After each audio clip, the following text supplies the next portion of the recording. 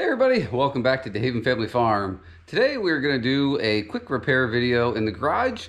This was not a video I actually planned on making, but I think it's going to be helpful to a lot of people that have construction equipment. Maybe you bought your first piece, maybe you're renting something, you're borrowing something from somebody, and some service needs to be done on it. So today we are going to discuss and show you how to change the drive unit oil on a mini excavator. Today we have a Kubota here.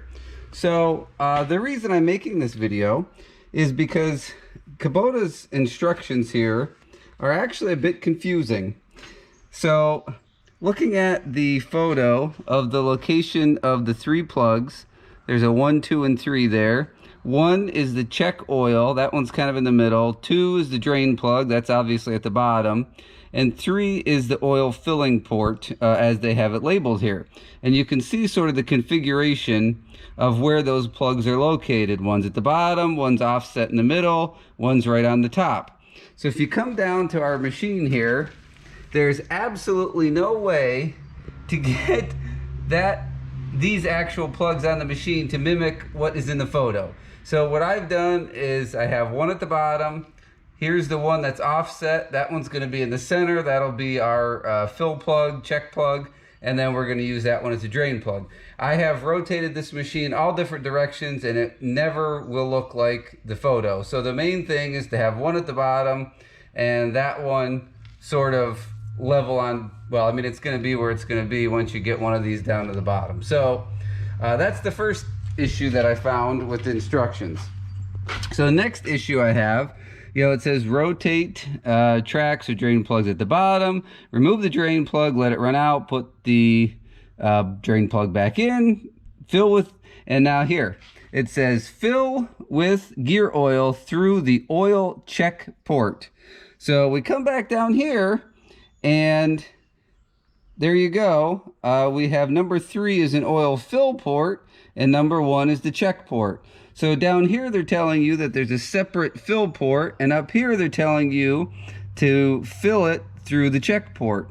Fill with oil until it overflows out of the port. So for somebody who hasn't done anything like this before, it can be a little bit confusing if you're following the factory instructions on what to do. So again, that's kind of why I'm making this video, to walk you through it.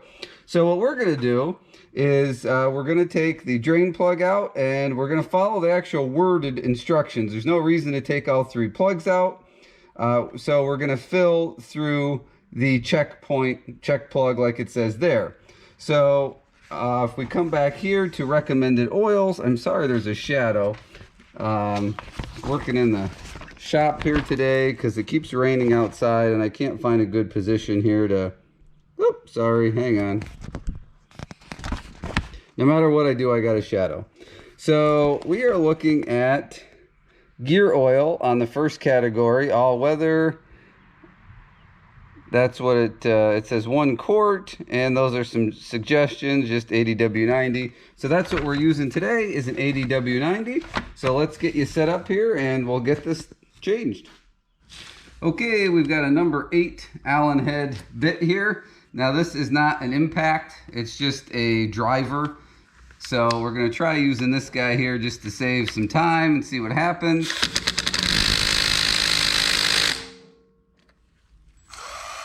And it does not want to loosen it. So there you go. We got to go get a bigger tool. Okay, so we're going to do it the old-fashioned way anyway, aren't we? Tried to save some time. Didn't work. I'm going to tell you that was tight.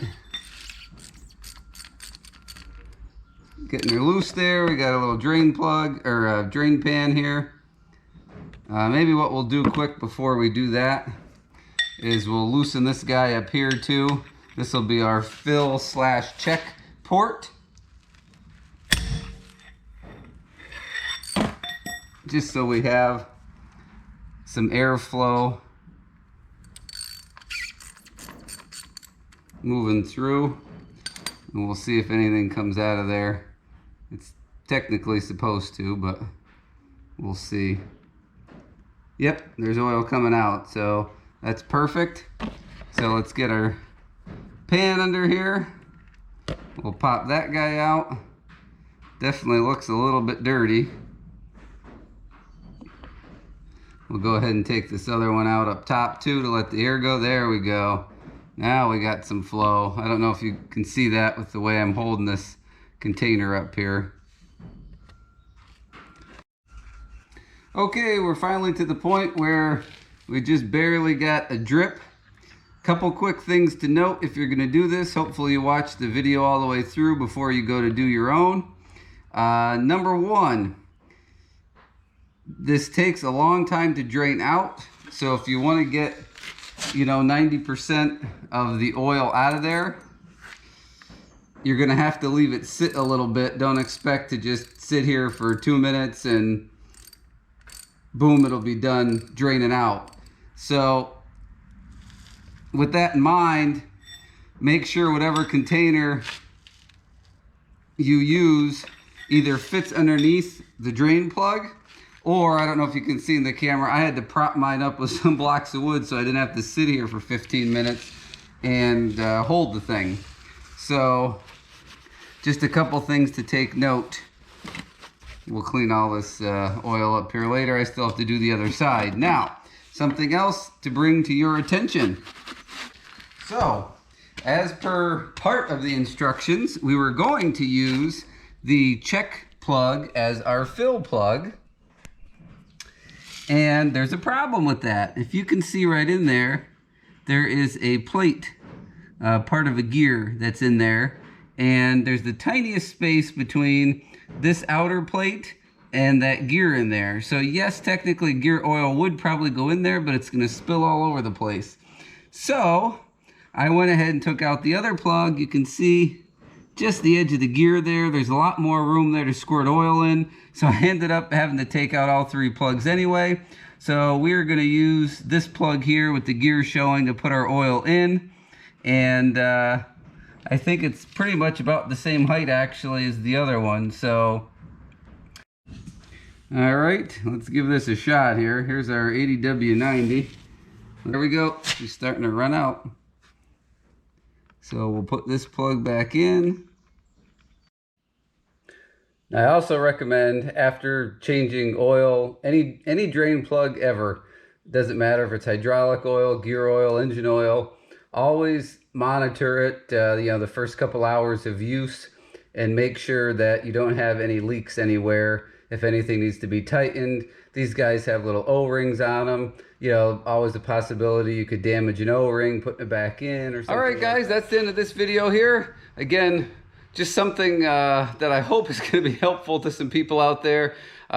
Routine maintenance that was supposed to be pretty straightforward was definitely not. That was the first time I changed the gear oil in there. So that's kind of why I was taking you along after I saw that the instructions didn't make any sense. And then finding out the whole drain plug thing didn't make much sense. So I'm hoping by putting this information out there, if somebody else is scratching their head wondering what in the heck is going on, why there's differing instructions and things like that, hopefully this will be helpful to you. We did do a successful oil change in the hub there. So any questions, comments, leave them down below. Hope you enjoyed this quick maintenance / repair video. Please don't forget to hit the subscribe, the thumbs up, the little bell icon so you don't miss future videos because we got a lot of cool stuff coming up. Thanks for watching, and I sure hope to see everybody on the next video.